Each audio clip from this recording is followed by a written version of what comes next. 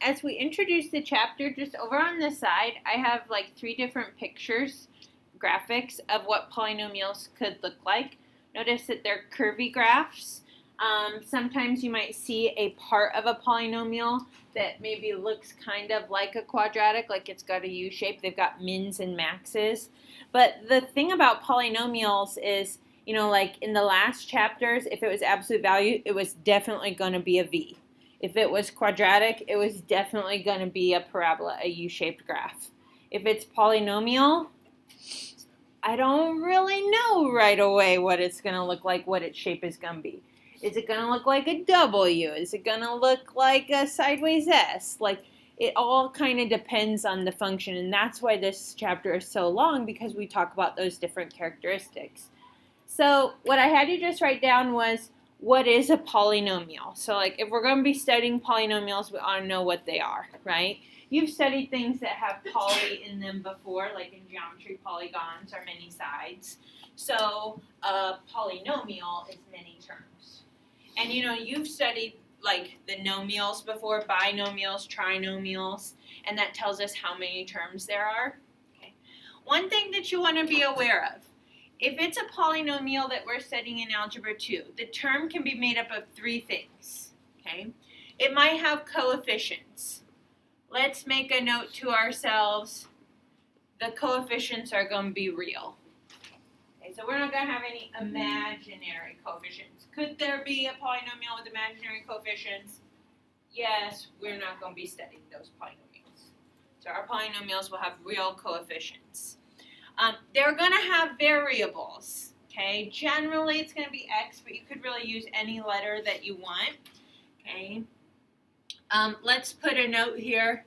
No variable in the exponent. So that's my abbreviation for exponent, EXPT.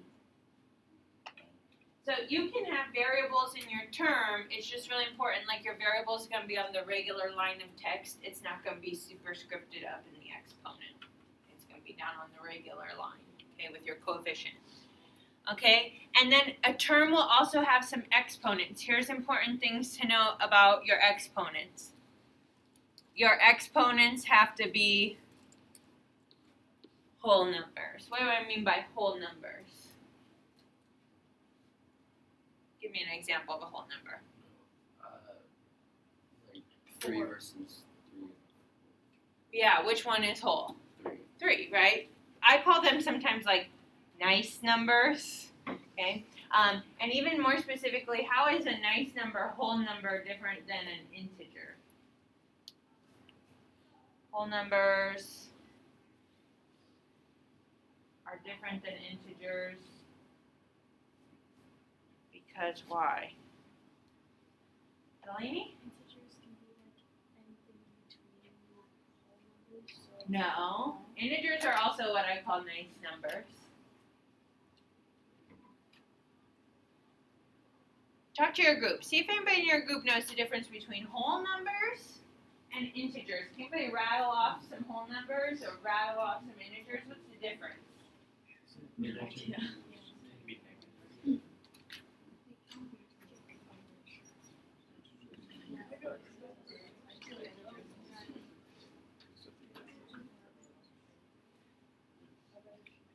Okay, any groups come up with an idea? What's the difference between whole numbers and integers?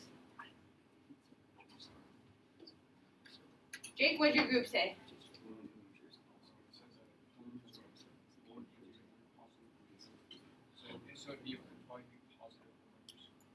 Whole numbers are positives and 0 also is considered whole. So 0, 1, 2, 3, ... right?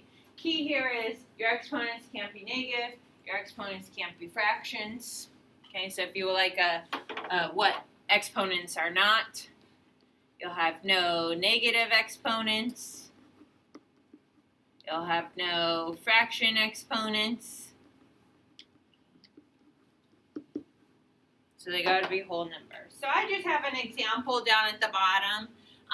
F of x equals 2x cubed minus 5x squared plus x. They look a lot like the quadratic in its standard form, ax squared plus bx plus c, but now they can have more terms because you can have higher exponents. So we've got cubic polynomial. Notice that the terms are always added and subtracted. So 2x cubed is a term. Negative 5x squared is a term. And plus x is a term. Okay, so each term itself has a coefficient. The first one has a coefficient of 2. The second one, you could see it as a coefficient of 5 or negative 5. I would look at it like negative 5. And the last one has a coefficient of 1. Okay. They each have a variable in them. Now you can have like a constant on the back. Okay, so if I add like a plus 5, okay, you can have a constant that doesn't have to have a variable. Okay, so that would be considered a term. And then they might have exponents too on the x's. So we've got a cube, a square, and what's the exponent on that x? Yeah, this is x to the first. Does anybody know what your x is being raised to over here for 5, since you don't see it? 0. Anything raised to 0 exponent is? 1. That's the 0 exponent property. So this is really like 5x to the 0, which is 5 times 1. So it's just 5. Okay, so the next slide you don't have to write down, but you're going to look at the slide with your groups and you're going to decide, are these things polynomials or not? So have a discussion with your group and make an argument. Don't just answer yes or no, answer why. And then I'll call on you guys for your answers. So are these things polynomials? Let's see if I can pull them up so you can see better. So we've got h of x, g of x, and p of x. Are they polynomials?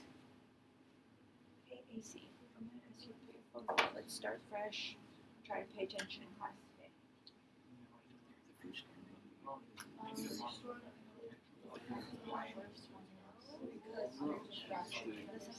Top one doesn't say 1 divided by 5 x, so 1 doesn't have a variable. So it's 1 exponent. Second one might. It's not. Pi is not a Because it variable. has a fraction. No, that one is.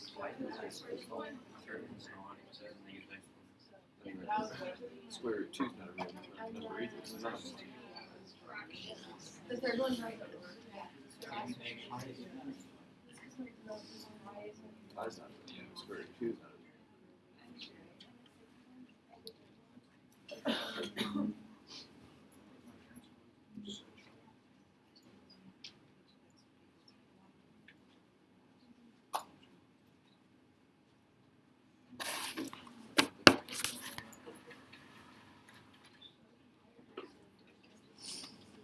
Okay, raise your hand if you think there is a polynomial on the screen.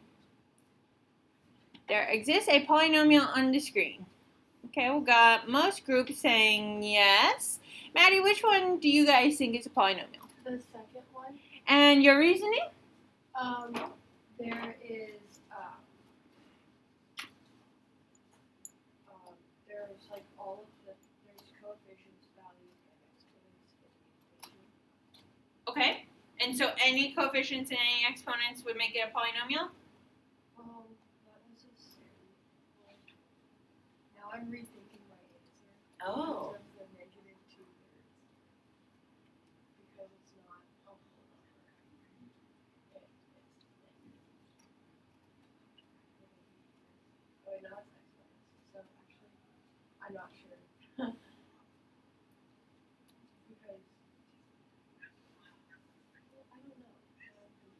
I like everything that's going on in your brain right now. That's going to happen to some of us on our homework tonight, right? We're going to think we know, we're going to answer, and then we're going to rethink, and we're just getting used to this new polynomial. So at first you said maybe not because of the negative and the fraction. But doesn't that only apply to if it's an exponent? Yeah, so like check your exponents. Does it follow the exponents rules? Yeah. Yeah, 2 is a whole number, 4 is a whole number. What's the exponent on this x? It's a 1. And what's the exponent back here even though we don't see the x? It's x to the 0, right? You don't see the x, but x to 0 would equal 1, and then the coefficient must have been a 1. So it's 1 times 1. Okay, so it follows the rule for exponents. Does it follow the rule for coefficients for us? Why not? Because square root of 2 is not a real number. I think. Can you do the square root of 2 in your calculator? Yeah, but it gives you something really funky. Okay, it does. It gives you like the square root of 2, you know, it's between the square root of 1, which is 1, and the square root of 4, which is 2, so it's somewhere in between, but it's like 1.41 dot dot dot dot dot. What kind of number is that? Irrational number. Is an irrational number a real number? Yeah. Yes. So what are you looking for if it was like not a real number? It would have the I, right? I makes it imaginary. So right now, if it was square root of negative 2, we'd have a problem, wouldn't we? Yeah, because it wouldn't be a real. But yeah, I think that's an easy one to mess up. I probably put the square root of 2 up there on purpose, right? Just to like test us. So I think it is working for polynomial. Okay? Does anybody else want to say, are there any other polynomials on the screen? Lauren? Okay, number 1 is a polynomial. And why do you say number 1 is a polynomial?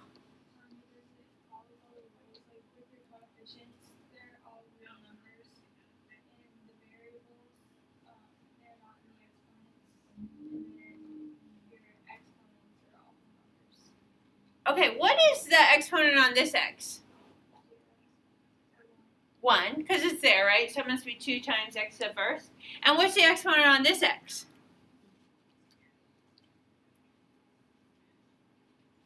Do those x's look the same, though? There's a big difference between those x's, right?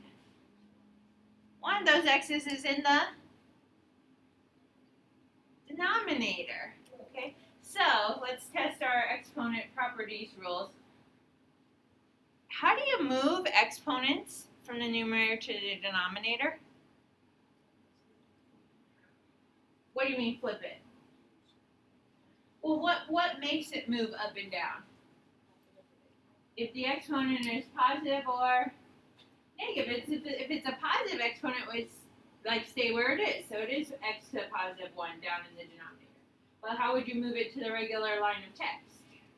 Make it x to the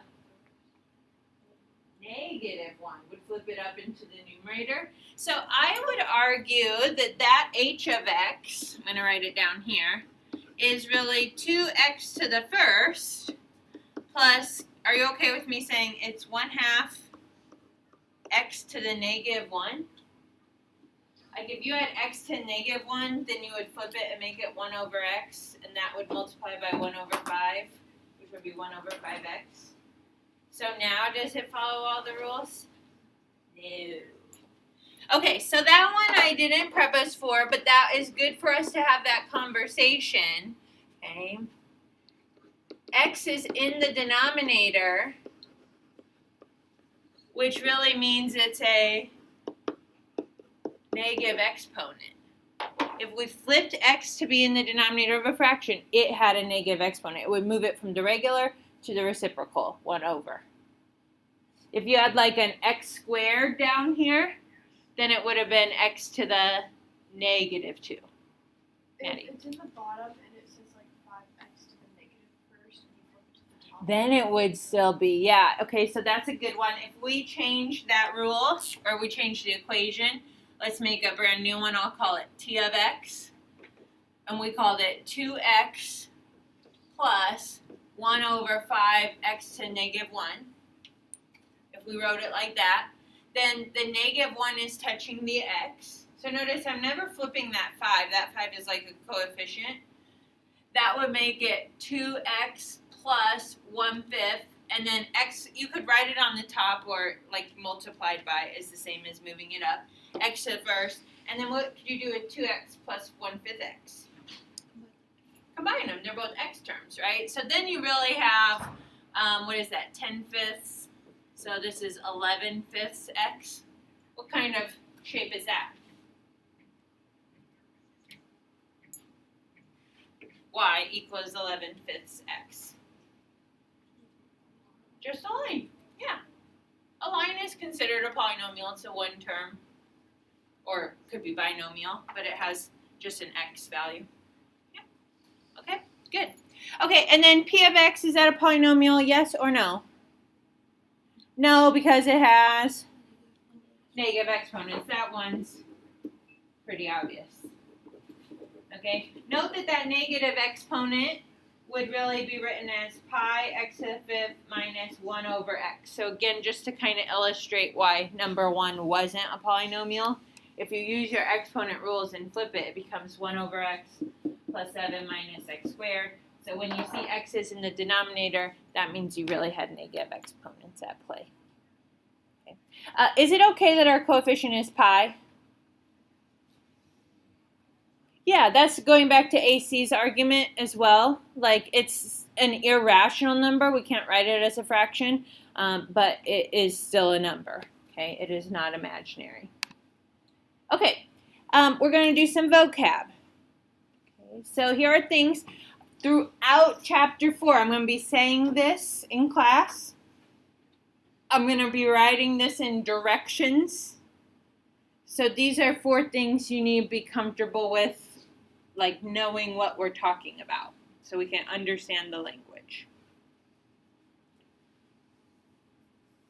So, think like through your different math classes that you've done, always kind of like the first section is like just kind of like informational, like facts about the thing that you're going to be studying.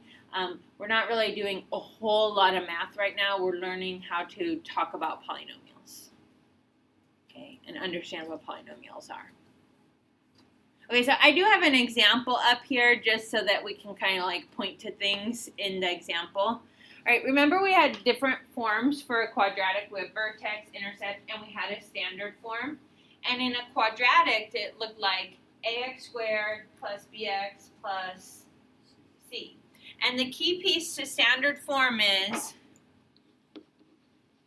the exponents decrease from left to right.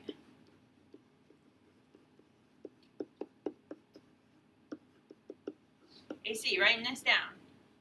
Good information for you to know. The exponents decrease from left to right. So look at the polynomial that I have at the top of the screen. Does that look like it's in standard form?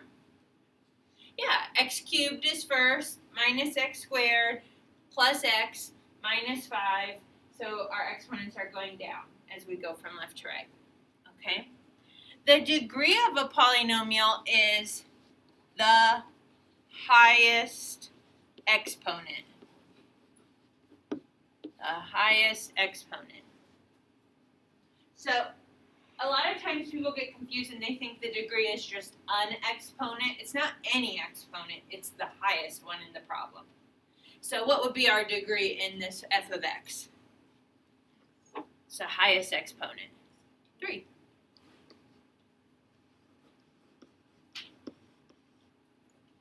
Okay, there's my degree. All right, the leading coefficient is the coefficient of the term with the highest exponent.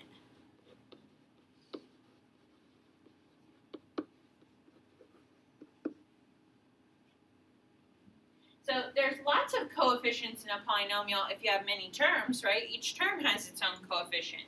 But what's the leading coefficient? The leading coefficient should be the coefficient in front of the term that has the highest exponent. So what is our leading coefficient in this problem? 1. Okay, we've got x cubed. Cube is 3 is our degree. What is the coefficient to that term? That's a 1. So that's our leading coefficient.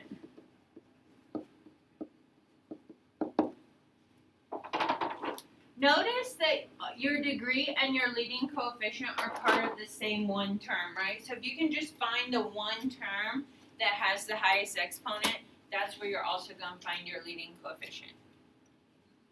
All right, and then a constant is something that doesn't change, right?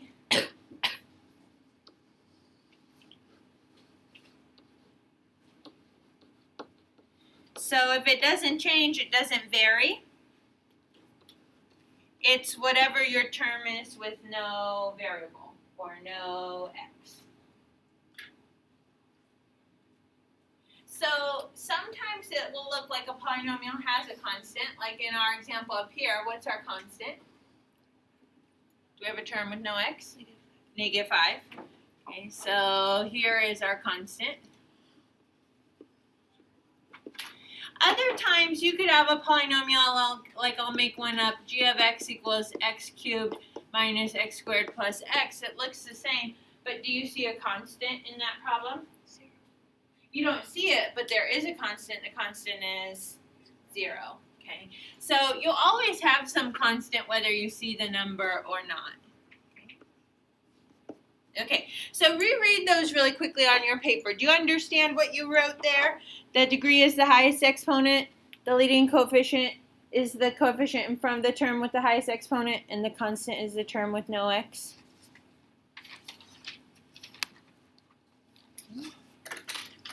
All right, using those things in the equation, we can determine some things about our graph.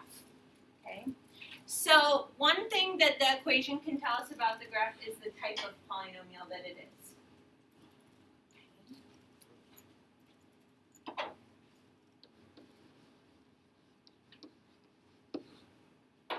To determine the type of polynomial, you're going to be looking at the degree. And remember, what is the degree? The highest exponent. Okay, so here are a few versions of like types of polynomials. If your degree is 0, think about your polynomial. If your highest exponent was 0 and you had x is 0, that's always equal to what number? X is 0? 1. So then the x's disappear. If you have no x's, your polynomial doesn't vary at all, so it's called a constant function. It's going to look like a horizontal line. Okay, so if you have a degree of 0, an example would be f of x equals 5x to the 0. Well, that's really probably going to be written as 5, isn't it? X to 0 is just 1. So if y is always 5, that's a pretty boring function. No matter what I put in for x, I get 5 back out. It's constant. What if your degree is 1? What's your type of function? We've studied this.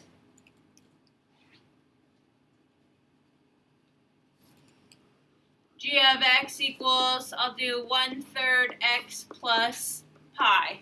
What type of function is that?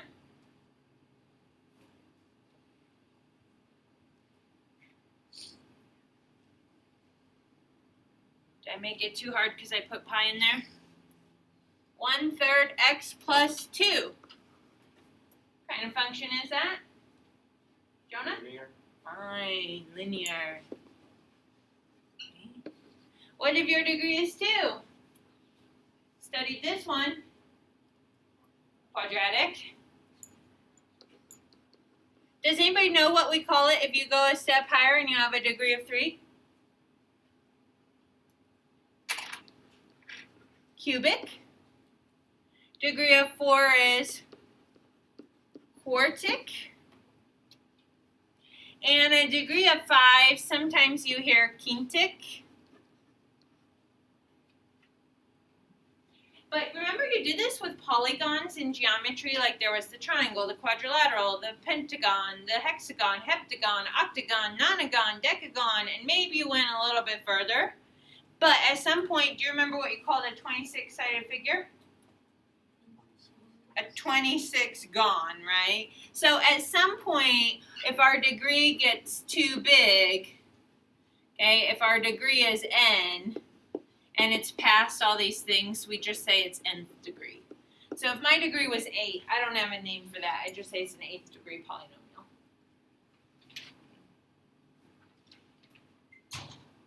Okay, the total number of zeros equal to the degree. What's the degree? The highest exponent. Okay, so think about this. Can you find the highest exponent? If you can find the highest exponent, that's called the degree. Then you can find your leading coefficient. And if you know what your degree is, then you know what type of polynomial you have, and you know the total number of zeros. It is equal to the degree. Now, I'm going to put here for total number of zeros, that's real zeros and imaginary zeros. So at some point in the chapter, we are going to encounter some imaginary zeros again. But remember, think about the parabola. When you had a parabola that had imaginary zeros, did the imaginary zeros show up on the x-axis? No, you had like a parabola that sat above the axis and opened up, or sat below the axis and opened down. So it just never crossed the axis. Okay, only the real zeros will show up as x-intercepts. All right, the maximum number of turns. So remember in that first slide when I had those different pictures of polynomials? Okay, the maximum number of turns is going to be the degree minus 1. Okay, so think about all the things that you can do once you identify the highest exponent. You can figure the type. You can tell me the total number of zeros. That includes the real and the imaginary. And now you can tell me the maximum number of terms.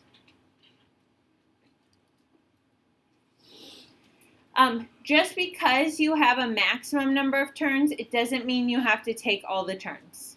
Okay? How many turns your polynomial takes depends on what the terms of the polynomial are, what the real and imaginary zeros are. Okay? So like if you have a cubic polynomial, you could have 3 zeros. If they're all real, you'll have to turn twice so that you can cross the x-axis that many times.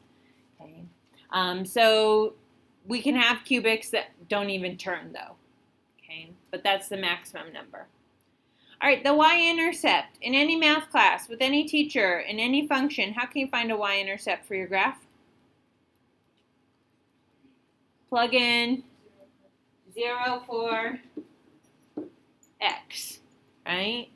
So if you put 0 in to all the terms in a polynomial, oh, my polynomial's on my other slide, so I'm going to go back to this one. If I put 0 in, what's left over? The negative 5. So your y-intercept is always going to happen at your constant.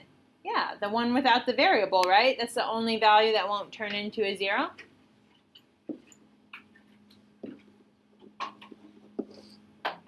So remember that example I showed where, like, what if you don't see a constant number? Do you still know where your y-intercept is? Yeah, it's happening at 0.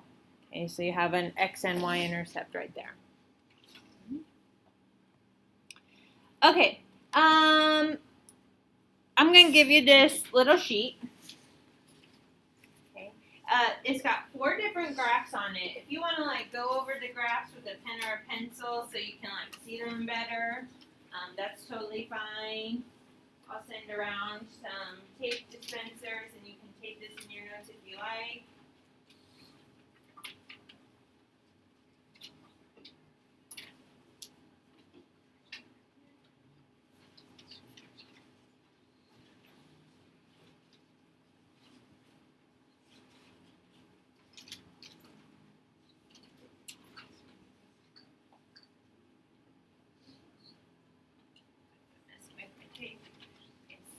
I don't have a lot of tape on that one, so don't go too wild. I probably just need 1 or 2 small pieces.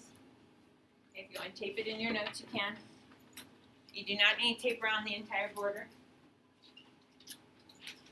Pass those tapes to the pods that don't have tapes.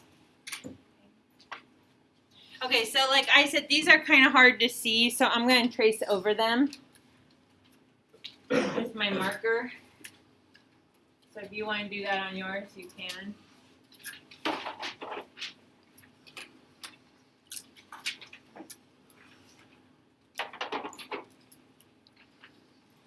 And again, these are a good opportunity just for you to see like how varied a polynomial can really look. Like we're not going to be able to say just because we see that function what exactly the graph will look like right away. We have lots of things we're going to do in chapter 4 to figure out what the graph looks like. Okay, end behavior I had at the top of the screen. That's what this is all about. End behavior is describing like what's your graph doing on the far ends of your graph. Okay, this is sometimes a hard concept for us. So what I always think about when I think about the far ends, I call them the arms of your polynomial, okay? So like somewhere, sometime on your polynomial, way to the left, way to the right, your arms are going to do one of two things. Go up or go down. Go up or go down. So think about like all the different ways that I could mix and match my arms, right? Okay, doing a little dance. Okay, just kind of repeating it. So I use, when I'm trying to talk about it in words, I want to be really careful. It's not about increasing or decreasing. So I use the words like for my arm. If my arm is rising, it's going up. Or if my arms are falling, going down. So let's just in words write what's happening on the far ends of our graph. What's this arm doing? Rise. What's this arm doing? Fall. Okay. Label the next one. What are the arms doing? Rise. Think about it as an arm. What's my arm doing? Rising, right? It's not about increasing or decreasing. Like on this side, I'm actually decreasing from left to right. It's about where are my arms pointing. If I were going to be the polynomial, what would I do with my arms? If that were my Halloween costume. Okay. And this one would be rise and fall, and this is fall, fall. Okay. So, we have something called a leading coefficient test that will tell us what our arms are doing. These are the four scenarios, right? My arms can both go up or both go down. I could do a rise fall or a fall rise. Okay. All right. So somewhere in your notes, make sure you get this down. I'm going to go back and do the mathematical notation after the leading coefficient test. Okay. So I'm going to just start with the leading coefficient test. Okay, the leading coefficient test, we're going to start by looking at the leading coefficient. That's not surprising, right? You're going to ask yourself this question. Is it positive or negative? Okay. Because remember when Maddie was trying to tell us like what was a polynomial, what wasn't a polynomial, she kind of like talked herself out of a polynomial because she had like a negative coefficient. But we all decided like a negative coefficient is fine, right? So your leading coefficient can be positive in the front or negative in the front. Okay. If it's positive, the right side rises. Right side. If the leading coefficient is negative, the right side falls. Okay, so think about this kind of like your A value back with quadratics. You know, if it was a positive A, your parabola opened up. Same with your absolute value. If it was a negative A, then your graph opened down. Well, because we have so many varied end behaviors for polynomials, positive or negative is only going to tell you about the right side. Does the right side go up or does the right side go down? Okay. All right, so we got the right side figured out. To figure out the left side, you're then going to look at your degree. Okay, what's the degree again? The highest exponent, okay? So first we look at the term that's in, or the coefficient that's in front of the term with the highest exponent, then we look at the highest exponent, but we're really looking at the same term, aren't we, in the polynomial? Okay?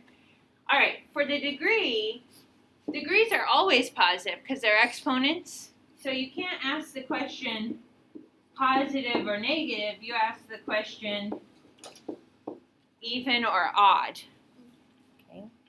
You've actually already seen both versions of even and odd functions because a linear function has a degree of 1. It would have an odd degree. Look at my arms on a line. Okay. So I have a positive leading coefficient. This would have a negative leading coefficient. Versus a quadratic, You've already done a graph of a quadratic. Positive leading coefficient, negative leading coefficient. What's the difference between even and odd degrees? What are my two arms doing? If it's odd, they're doing the one is raised, one is falling. Even if I switch it, right? One is falling, one is raised. But if it's an even degree, what are my arms doing? The same thing. Okay. So even, I say everything's the same, and I put everything is there because it starts with an E, right? Everything's the same. So that's my like tricky little way to remember it. And odd is opposites.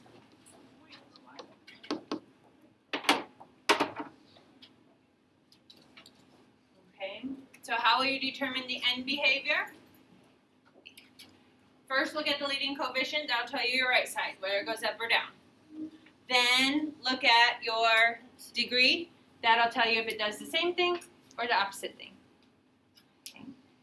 Okay, now I am going to put the mathematical notation up here. And this is something that we'll be practicing throughout the chapter.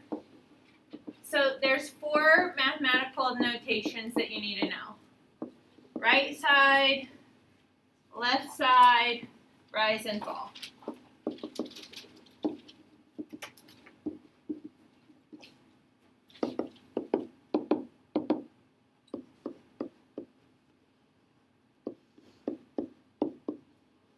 Okay, mathematical notation for the right side is when x goes to positive infinity.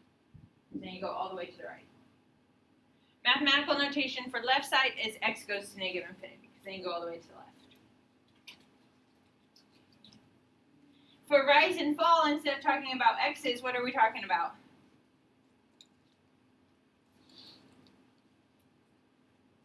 What goes up and down? Y's. So rise is y goes to positive infinity, and fall is y goes to negative infinity. Okay, so that's going to be the part like using mathematical notation. We're going to practice that many times, but I want to at least put it out there on this first day for you to be thinking about. Right side's always positive infinity for x, left side's always negative infinity for x. And then rise is positive infinity for y, fall is negative infinity for y. So just real quickly, I know we're running short on time. I'm going to do like an example of what you're asked to do. Like if you look at your gold sheet, it tells you to do all this stuff for 3 through 8. So I'm going to run through this example real quick. F of x equals, oh, that's the one we already did, isn't it? Let me pick this one. P of x equals x squared 2 minus 2x to the 4th plus x cubed minus 10 plus 3x squared. Okay. All right. To determine the type, what do I need to look at? The degree. What is the degree? The highest exponent. What's your highest exponent in this whole problem? 4. So I'm really looking at that term. There's my degree. What's my leading coefficient? The negative 2 that's in front of that. None of the other coefficients matter when I'm describing the leading coefficient. Okay. If it's a degree of 4, we call that a quartic polynomial, right? I'm just learning the vocab. I have to look in my notes to see that. I don't automatically know that if I don't already know those words. Total number of zeros is equal to the degree, so 4. Maximum number of turns is degree minus 1. So 1 less than the total number of zeros. So it would be 3. Doesn't mean it has to turn 3 times, but it could. Okay. End behavior. Okay. There's a right side and a left side. For the right side, look at your leading coefficient. Is it positive or negative? Negative. So the right side falls. To tell what the left side does, look at your degree. Is it even or odd? 4 is even. If it's even, then the left side should do the same thing. So it also falls. Okay. And your y-intercept is going to be at 0, negative 10. Now, some of you may want to start practicing like end behavior. We're going to also practice writing it as x approaches infinity, so on the right side, y approaches negative infinity. On the right side, it falls. And then we say as x approaches negative infinity, then y also approaches negative infinity. It also falls. So you write a right side and a left side, so you always have a positive and a negative for the x, but then you describe what the y is doing. Rising, falling. Positive infinities, negative infinities. This is going to take us some time because end behavior is probably brand new to us. Okay, but we want to kind of get those wheels turning now here in the first section. Okay, so do your homework. Follow those directions on the gold sheet, not the directions in the book. Okay.